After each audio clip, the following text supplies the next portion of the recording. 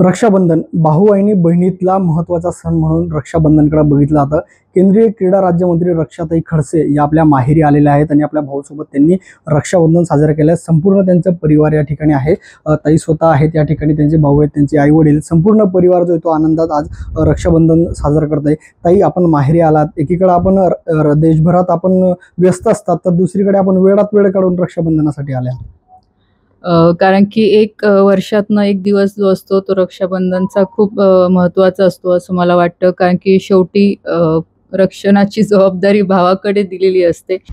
आता isakal.com आहे देशातील नंबर 1 ची मराठी न्यूज वेबसाईट। प्रत्येक अपडेटसाठी isakal.com ला नक्की भेट द्या। आणि माझं नाव पण रक्षा आहे, त्याच्यामुळे ह्या सणाचं महत्त्व खूप जास्त आहे। आणि ह्या निमित्ताने माहेरी यायला भेटतं, कारण की तुम्हाला हे सगळ्यांना माहिती आहे की मंत्रीपद मिळाल्यापासून आणि आधी पण मी खासदार होते तेव्हापासून मतदारसंघाची जबाबदारी आणि परत आता संपूर्ण देशभरामध्ये प्रवास करावा लागतं।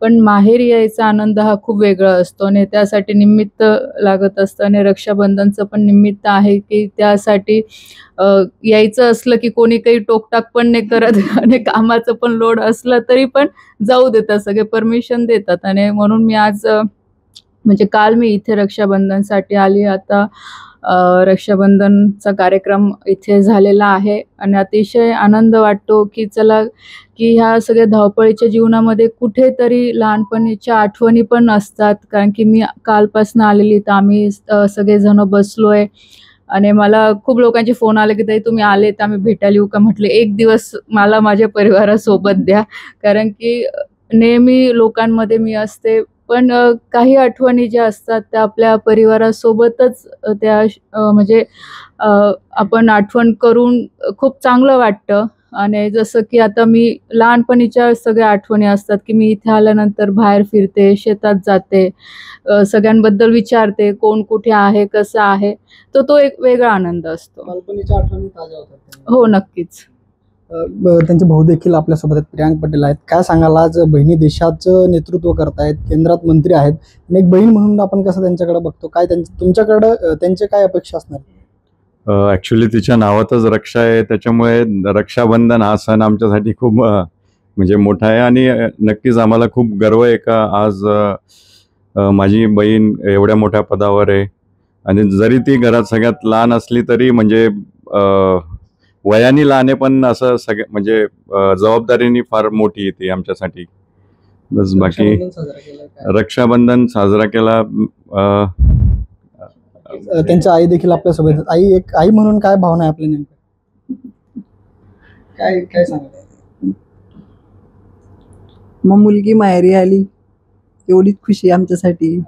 एवढ्या व्यस्त आईचं खूप जास्त चालत असतं, कधी येणार आहे, कधी येणार आहे, आणि 8-10 दिवसापासून सगळी तयारी सुरू होत असते, काय खाणार आहे, काय बनवणार आहे। जसं वहिनी आहे, तिला मी सांगितलं मी आलं की मला माझ्यासाठी हे बनव, जे लहानपणी आवडायचं त्या सगळ्या गोष्टी पण सगळ्या बनवल्या जातात माझ्यासाठी। म्हणजे आपण म्हणतो 56 भोगची पूर्ण तयारी असते, पण तेच आहे की सगळेजण सोबत असतात आणि परिवारासोबत वेळ घालवणं हे खूप महत्त्वाचं असतं। आणि माझे मुलं पण आहे, माझी मुलगी पण आलेली आहे आणि आजच्या पिढीला पण हे जाणीव करून देणं खूप महत्त्वाचं आहे की मामाकडे जाणं, आत्याकडे जाणं, मावशीकडे जाणं, तिथे जाऊन सगळ्या आपल्या नातेवाईकांशी भेटणं, त्यांच्यासोबत राहणं, कारण की आजच्या पिढीसाठी खूप महत्त्वाचं आहे। आणि अशा छोट्या छोट्या सणाच्या माध्यमातच आपण सगळे परिवार एक होत असतो आणि त्या आजच्या पिढीला पण एक चांगला संदेश देत असतो याच्यासोबत। वडील देखील आहेत, दादा काय सांगाल? बस हे बोलले तर माझ्यासाठी पुष्कळ झालं।